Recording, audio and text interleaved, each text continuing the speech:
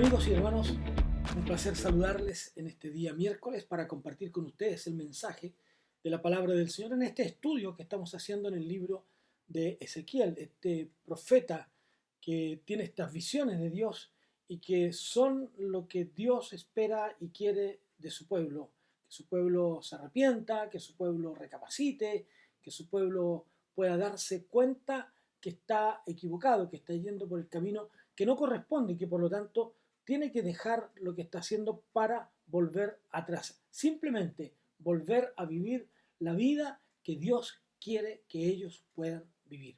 Así es que vamos a orar para iniciar este estudio de esta manera y poder entonces entrar en lo que nos queda del capítulo 6 y comenzar el 7 y ojalá podamos avanzar bastante hoy día. Que Dios nos bendiga. Padre, en el nombre de Jesús, oramos a ti para que tu Espíritu Santo, Señor, pueda revelarnos tu palabra y que esta palabra tuya pueda llegar fresca a nuestra mente y a nuestro corazón. Gracias en el nombre de Jesús. Amén y amén. La semana pasada terminamos en el texto 10 este estudio que estamos haciendo, más o menos, dijimos, ¿no es cierto?, un estudio un poco exegético en algunos momentos, pero también temáticos en otro para ir combinándolo y haciéndolo un poco más agradable para cada uno de nosotros. Así es que hoy vamos a partir en el texto 11 del capítulo 6, cómo Dios se revela a su pueblo y se revela a través de sus juicios y de los juicios que Dios hace sobre ellos. El texto 11 nos dice lo siguiente y que vamos a ir compartiendo este texto para que así entonces pueda decir. Dice simplemente: así ha dicho Jehová el Señor, palmotea con tus manos y golpea con tu pie y di ay por todas las grandes abominaciones de la casa de Israel, porque con espada y con hambre y con pestilencia caerán. Fíjense ustedes que aquí hay un hecho interesante que debe llamar nuestra atención, que nos dice el texto bíblico, simplemente nos habla en el 11 abominaciones. ¿Qué es lo que es una abominación? ¿No? Creo que es bueno entender los términos que se usan para comprender lo que eso significa más allá de lo tradicional. Lo escuchamos, pero a veces no lo entendemos. Eh, simplemente puede referirse, darnos a entender esta abominación, ¿no es cierto?, eh, que va más allá del simplemente hecho de hacer algo, digamos, algo especial. Simplemente abominación tiene que ver con una repulsión, con lo que el pueblo ha hecho como causa de eso, es el rechazo, es la condena, ¿no es cierto?, de esto que causa repulsión, ¿no? Y dice Dios, el pueblo, dice, por todas las grandes abominaciones, ¿no? Y ver cómo se llega a eso y que provoca aquello. Entonces Jehová dice, llama la atención, él necesita llamar la atención de su pueblo para que su pueblo pueda entender, para que su pueblo pueda comprender lo que está haciendo. Dios lo que hace es traer al pueblo a este entendimiento de la palabra de Dios y que ellos puedan comprender con claridad lo que están haciendo, lo que están viviendo. Y de esa manera entonces Dios pueda actuar con ellos. Por eso dice en este texto, ¿no es cierto?, dice, palmotea con tus manos. En la Reina Valera 2020, que es la nueva versión que hoy ha salido al mercado también, como les dije el otro día, dice lo siguiente: da palmadas con tu mano y golpea con tu pie y di, ay por todas las grandes abominaciones de la casa de Israel, ¿no? Es decir, por todo lo que han realizado al ir tras los dioses paganos, al ir tras los dioses que no son dioses, al ir tras aquellos dioses que los han alejado, que los han apartado, ¿no?, de mí. Por lo tanto, estas serán las consecuencias, y le plantea en este mismo texto las consecuencias de aquello. Dice, el que esté lejos morirá de pestilencia. En este texto de Reina Valera dice, el que esté lejos morirá de peste, el que esté cerca caerá a espada, y el que quede y sea aseado morirá de hambre. ¿no? Así consumaré en ellos mi enojo. Fíjense ustedes, lo que nos dice Reina Valera dice, así cumpliré en ellos, ¿no? Consumaré, dice la 2020. Fíjense ustedes, el que esté lejos morirá de peste, ¿no? Lo llegará y lo acercará una peste el que esté lejos de mí. El que esté cerca caerá a espada y el que quede lo alcanzará el hambre. Hermanos, cuando nosotros nos alejamos de Dios, cuando el ser humano se aparta de Dios, acarrea sobre sí consecuencias de las cuales tal vez incluso a veces nunca ha vivido. ¿Por qué? Porque se ha apartado de Dios. Entonces, da palmadas con tus manos, ¿no? Dios necesitaba llamar la atención, es decir, da palmadas, golpea con tu pie, ¿no? Dios puede ver estas atrocidades que están haciendo ellos, este llamado de Dios para llamar su atención, para transmitirles lo que va a ocurrir de una manera fuerte e importante, ¿no? El juicio que viene es un juicio que será completo, que será devastador, con espada, con hambre, con pestilencia, ¿no? Entonces, como lo había dicho Ezequiel en el capítulo anterior, el furor de Dios sobre ellos. Entonces, se les plantea esta advertencia, ¿no? Que a la luz de estas terribles calamidades, espada, hambre, pestilencia, no habrá forma de escapar de aquello. Y luego en los textos 13 y 14, Dios se revela en este juicio contra Israel, ¿no? Y sabréis que yo soy Jehová cuando sus muertos estén en medio de sus ídolos, en derredor de sus altares, sobre todo collado alto, en todas las cumbres de los montes, debajo de todo árbol frondoso y debajo de toda encina espesa, lugares donde ofrecieron incienso a sus ídolos, y extenderé mi mano contra ellos, y donde quiera que habiten haré la tierra más asolada y devastada que el desierto, hacia Diblat, y conocerán que yo soy Jehová. Fíjense ustedes cómo se plantea este castigo, este alejamiento de Dios sobre ellos, ¿no? ¿Cómo vendrá? Se consumirá mi furor, dice, consumará mi furor, saciaré en ellos mi enojo, y así quedaré satisfecho.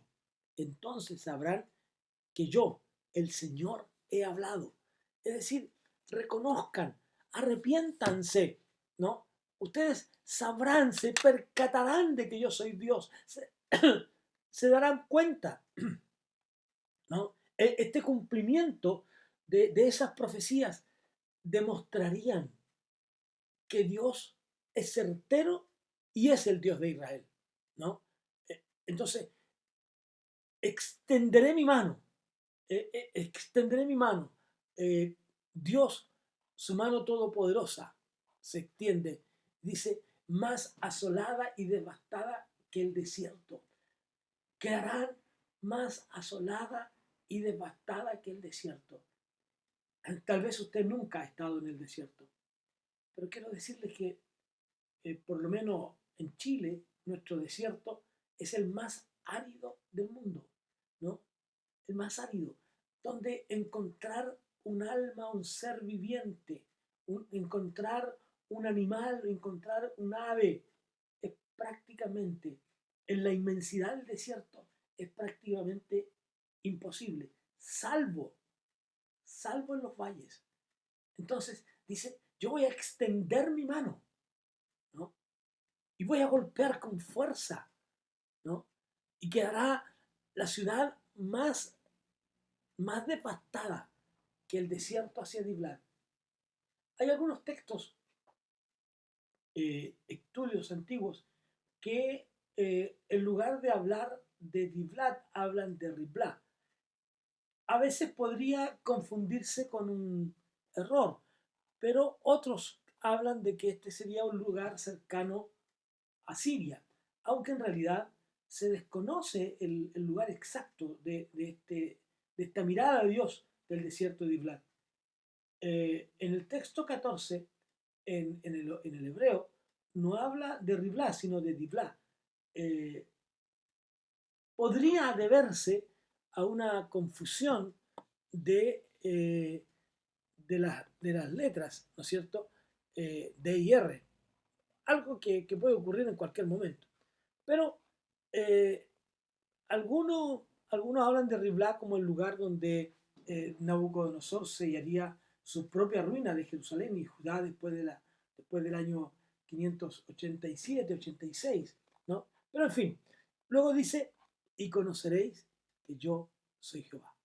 Entonces, esto les está demostrando a ellos el poder y el propósito, por un lado el poder de Dios y por otro lado el propósito correctivo de Dios, ¿no?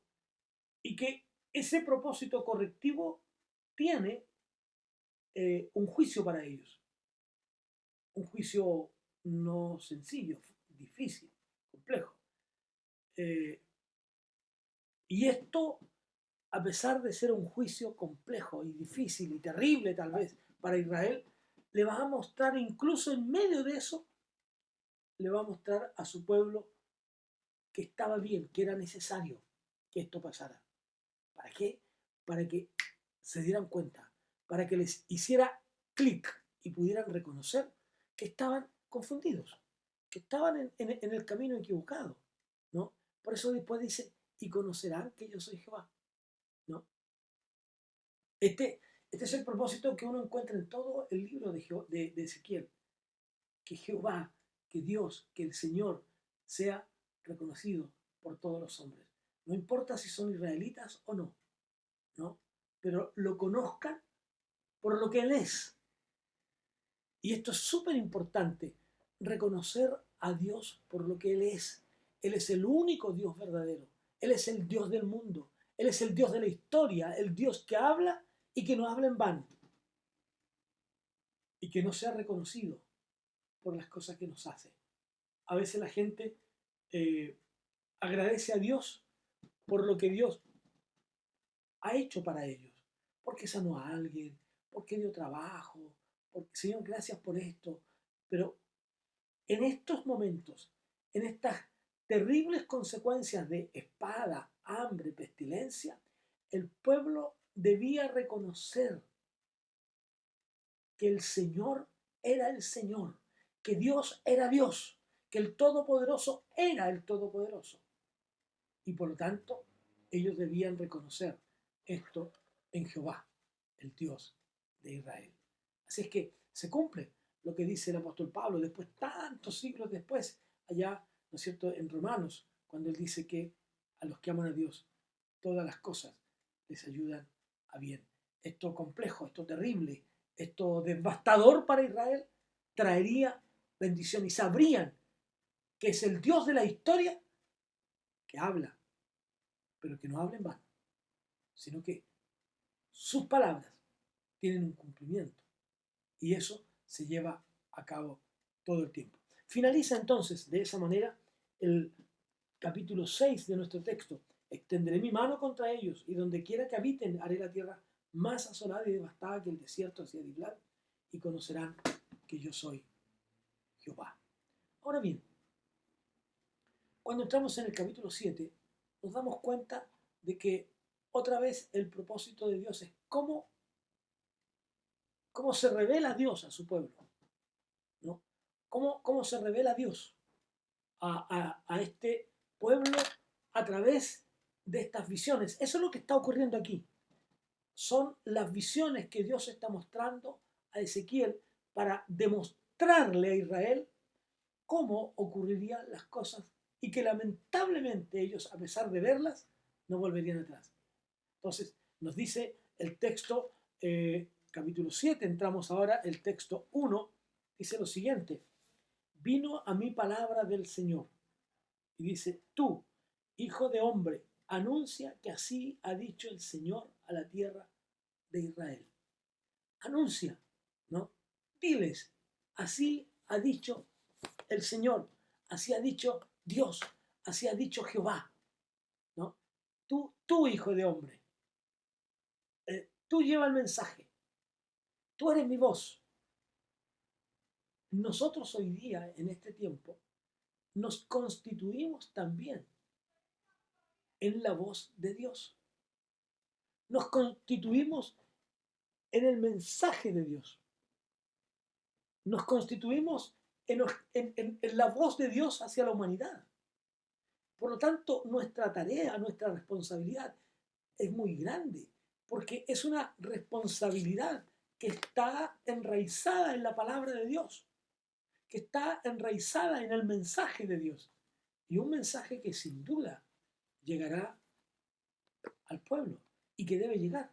Entonces, cuando dice vino a mí, palabra del Señor, palabra de Jehová, como usted quiera, palabra de Dios, si quiere llamarlo, ¿no? Repetir esta frase, ¿no? Nos recuerda también, y le recordaba al pueblo, que Ezequiel no hablaba por él, sino que él era el profeta de Dios. Y que la palabra que él quería y que iba a entregar, la palabra que él tenía que darla al pueblo, aún a pesar del mismo tal vez, era la palabra de Dios. Él simplemente era el vocero. Él no era otra cosa, ¿no? Ahora, ¿a quién tenía que entregar el mensaje? A la tierra de Israel. Recuerden ustedes que Ezequiel estaba en Babilonia, ¿no? Y sus compañeros más cercanos, su auditorio más cercano, vamos a decirlo de esta manera, su auditorio más cercano eran los que estaban con él en el exilio, ¿no? Pero cuando este mensaje es entregado, Jerusalén todavía no había sido destruida y Judá incluso no había sido conquistada por completo. Entonces, no solo era un mensaje para los que estaban en el exilio, sino también para los que estaban en Jerusalén y en Judea. Es decir, un mensaje para todo Israel, no importa dónde se encontraba. El mensaje era para todos ellos, para anunciar, ¿no? Anunciar el juicio de Dios que vendría sobre ellos. Y para ello, para lo mismo, debían poner entonces atención. En los textos 3 y 4, entonces, se nos habla acerca de esto. Dice, ahora será el fin sobre ti. El fin, ¿no? Ahora será el fin sobre ti, Israel. Ahora vendrán las consecuencias. Dice, el fin viene sobre los 4 extremos de la tierra. Ahora será el fin sobre ti, pues enviaré sobre ti mi furor y te juzgaré como merece tu conducta y te haré responsable de tus maldades. Mi ojo no te perdonará ni tendré misericordia de ti. Te haré responsable de tu conducta y tendrás contigo tus maldades. Así sabréis que yo soy Jehová, que yo soy el Señor. El fin viene sobre los 4 puntos de la tierra, ¿no? Es decir, no habrá un lugar de Israel que no fuera objeto de este llamado de atención y de este furor, de este castigo de Dios, ¿no?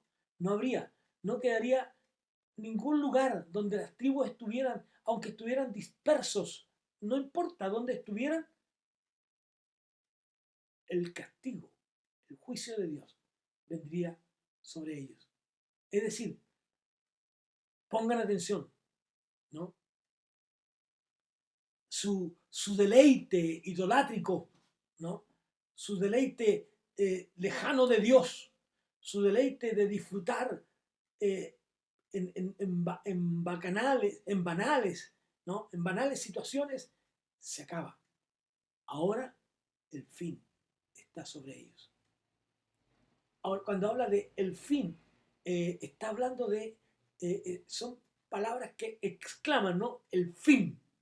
El propósito de esas palabras es llamar la atención, es que el pueblo se pare, se detenga, ¿no? La paciencia de Dios había terminado. No queda nada más. No había que esperar más. El fin ya viene. Es sabio, entonces, es sabio, es muy sabio darse cuenta cuando estamos equivocados que el fin ha llegado y que por lo tanto nosotros debemos poner freno a nuestro quehacer, ¿no? Te juzgaré sobre tus caminos. Dios había prometido traer justicia al pueblo de Judá y aún al mismo Jerusalén. Sus caminos habían determinado su propio juicio. Ellos mismos se habían sentenciado. Muchas veces, estimados, son nuestros actos los que determinan nuestro castigo. Son nuestros actos los que llevan al ser humano a actuar de una manera que como consecuencia obviamente traen sobre ellos el castigo. Así es que el pueblo, después de todo esto, podría entonces volver al camino verdadero. Podrían volver a hacer un pacto con Dios. Dios les muestra cuál sería el pago. Dice, versículos 5-7, un mal, he aquí un mal, viene el fin viene, se ha despertado contra ti. He aquí que viene, la mañana viene para ti, oh morador de la tierra. El tiempo viene, cercano está ese día, día de tumulto y no de alegría sobre los montes. El mal viene. El mal que vendrá a través de los ejércitos babilónicos. Fíjese que esta palabra las expresa el profeta como alguien que está viendo el destrozo que está realizando un ejército inmenso, un ejército malvado, un ejército que destruye, ¿no? Al despertar, dice el texto, será simplemente un despertar de dolor, un despertar de tristeza. Imagínese usted cuando en las guerras, incluso hoy cuando una guerra ocurre y cuando empiezan los bombardeos y esas cosas, simplemente es abrumador ver cómo el ser humano se autodestruye y se destruyen unos con otros y despertarse en la mañana para ver tanto mal. Así es lo que le plantea Dios a Israel. Tu mañana, tu despertar, sería un despertar de dolor, de ruina. Este tiempo de jolgorio, de alegría, de fiesta en las montañas donde adoraban a los dioses paganos, se termina. Esa alegría se acaba. Esa adoración perversa a los dioses paganos llega a su fin. Se acaba. ¿Y por qué se acaba? Porque Dios ha enviado sobre ellos el juicio. Entonces, Israel es descrito aquí como alguien que está dormido, como alguien que en el sueño no se da cuenta de lo que está ocurriendo en el mundo. La idolatría, el paganismo, la abominable adoración no les permitía a ellos darse cuenta de que estaban en la más terrible desolación. Y por sobre todo, abandonados por Dios. Entonces, así es lo que está diciendo el profeta a estos exiliados. Esto es lo que va a pasar. Ahora, mira lo que dice después, en los textos 8 y 9. Ahora dice, vamos a leer el texto en esta otra versión, ¿no? Para ayudarnos un poco más también. Dice, pronto derramaré mi ira sobre ti y saciaré en ti mi furor. Te juzgaré según tus caminos y pondré sobre ti tus abominaciones. Mi ojo, mi ojo no perdonará, ni tendré misericordia. Te pediré cuentas de tu conducta, y en medio de ti estarán tus abominaciones. Y sabré que yo, el Señor, soy el que castiga. Qué tremendo. Esta, otra vez, esta repugnante idolatría, ¿no? Estas tremendas abominaciones. Dice, la ira y el furor de Dios vendrían sobre ellos. Y otra vez, sabrán que yo soy Jehová. Sabrán que yo soy el Dios.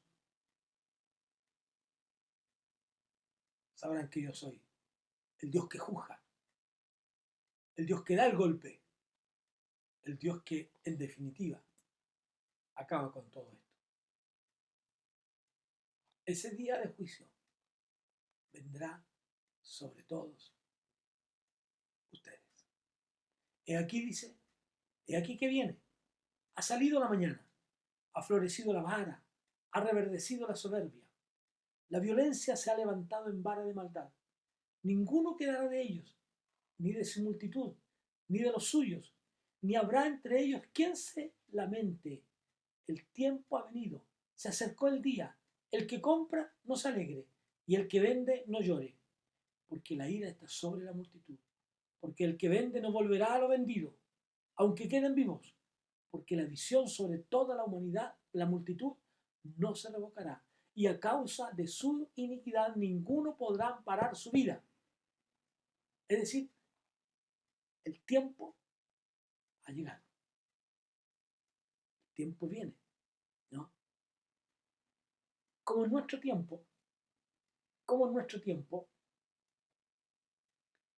la gente cuando escucha el mensaje de la predicación, dice en realidad, todavía falta tiempo. Esto que dicen los evangélicos de que Dios viene pronto, lo están diciendo hace 2000 años. Así es que no pasará. Además, además dicen, Dios tendrá misericordia de su creación. En ese tiempo, lo que decían, Dios tendrá misericordia de Jerusalén, de Judá, su pueblo, sus ciudades. ¿Cómo Dios va a castigar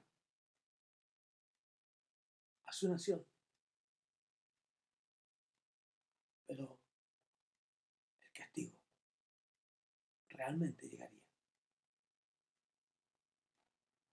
¿Qué es lo que está haciendo entonces Ezequiel?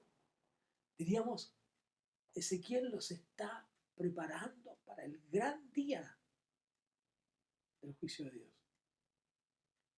Por eso después dice, ha florecido la vara, ha reverdecido la soberbia. ¿Se acuerdan de la vara de Aarón?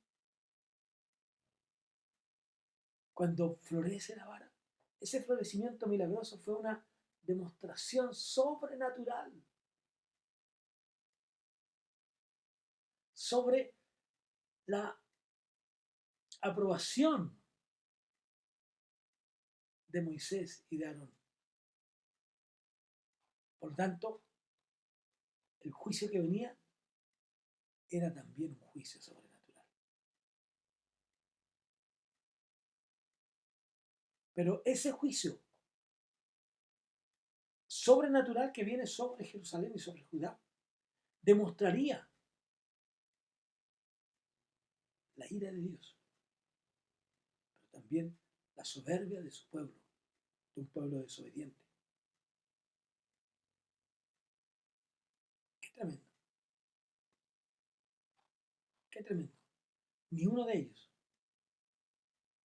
y lo repite, ni uno de ellos, ¿no?, escaparía de esa calamidad.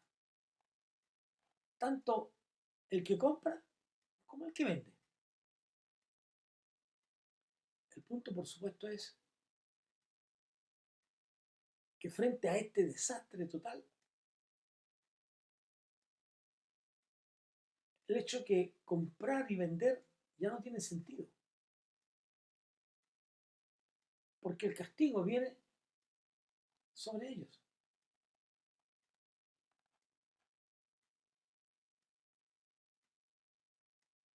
Lo que se vende no volverá. Esto es como, a ver, como un recuerdo, como una parodia de lo que pasaría y lo que ocurría con las leyes del jubileo, donde se decía que el que compraba debía devolver. El que estaba en deuda debía ser cancelada su deuda. Ahora dice, no va a ocurrir eso. Nada volverá. Y este es un juicio que no se va a revocar. Entonces, pero esto no es otra cosa que el resultado de su propia maldad, de su propio pecado. Ellos deben entender eso. Es el juicio como resultado de su propio pecado. Mira lo que dice los textos 14 al 18. Tocarán trompeta, dice, y prepararán todas las cosas, pero no habrá quien vaya a la batalla, porque mi ira estará sobre toda la multitud. Fuera la espada, y dentro la peste y el hambre. El que esté en el campo morirá a espada. El que esté en la ciudad lo consumirá el hambre y la peste. Los que sobrevivan huirán y estarán sobre los montes como palomas de los valles. Todos gimiendo cada uno por su iniquidad. Toda mano se debilitará, y como el agua se resplandecerá toda rodilla. Se ceñirán también de ropa áspera, y los cubrirá el terror. En todo rostro habrá vergüenza, y todas sus cabezas estarán rapadas. Qué tremendo, ¿no? Todo esto va a pasar.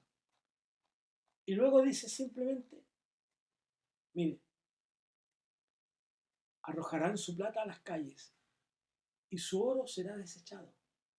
Ni su plata ni su oro podrán librarlos en el día del furor del Señor. No saciarán su alma ni llenarán sus entrañas, porque ha sido tropiezo para su maldad, por cuanto convirtieron la gloria de su ornamento en soberbia, e hicieron con ello las imágenes de sus abominables ídolos. Por eso lo he convertido en algo repugnante para ellos. En manos de extraños la entregué para ser saqueada. Será presa de los impíos de la tierra y la profanarán. Apartaré de ellos mi rostro y será profanado mi lugar secreto, pues entrarán en él invasores y lo profanarán. Qué tremendo, hermano, ¿no? Desparramarán su oro como una carga, pero no les aprovechará de nada. De nada. Todo lo perderán. Sus riquezas simplemente lo que han hecho es ponerlo en aprieto. Por eso se lo convertí en cosa repugnante, ¿no? Qué tremendo. Convirtieron la gloria de su ornamento en soberbia e hicieron de ese oro imágenes, esas imágenes abominables. Y algo que a Dios, sin lugar a duda, le duele. Los saqueadores, los invasores, entrarían incluso a su templo, incluyendo el lugar secreto, es decir, el lugar santísimo. Esta devastadora situación incluso llegaría al templo de Dios.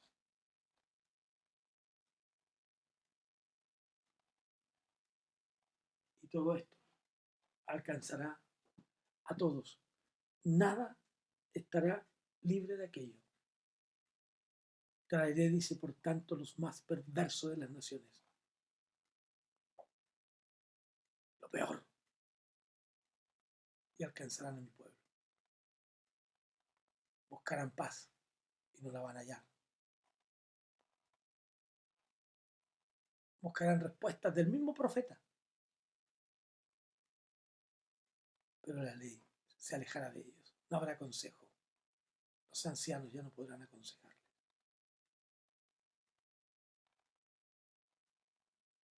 El rey estará de luto y con los juicios de ellos mismos los juzgaré y sabrán que yo soy Jehová. Qué tremendo. Qué tremendo es cómo ocurren estas cosas, cómo ocurren estos elementos que sin duda alcanzan a su pueblo. Volveos a Jehová y Él se volverá a nosotros. Volvámonos a Dios. Vuélvase usted y yo a Dios y Él se volverá a nosotros. Es decir, pidamos perdón a Dios y Dios nos perdonará. Hoy es tiempo de salvación. Hoy es tiempo de volver atrás, de recapacitar, de darnos cuenta que estamos equivocados. Abandonar nuestra vida de pecado y caminar en la senda que el Maestro nos marcó. Que Dios les bendiga. Continuamos la próxima semana con el capítulo 8, en estas visiones de Ezequiel, para mostrar a Israel lo que va a acontecer, lo que va a ocurrir, y para que el pueblo pueda recapacitar y pueda reconocer que está equivocado. Pero como alguien dijo por ahí, no hay peor sordo que el que no quiere oír. Oremos. Padre, gracias por tu palabra preciosa. Bendecimos y alabamos tu precioso nombre. Y te damos gracias en el nombre de Jesús. Amén. Y amén. Que Dios les bendiga, amigos y hermanos. Nos encontramos la próxima semana. Un abrazo grande para ustedes. Bendiciones.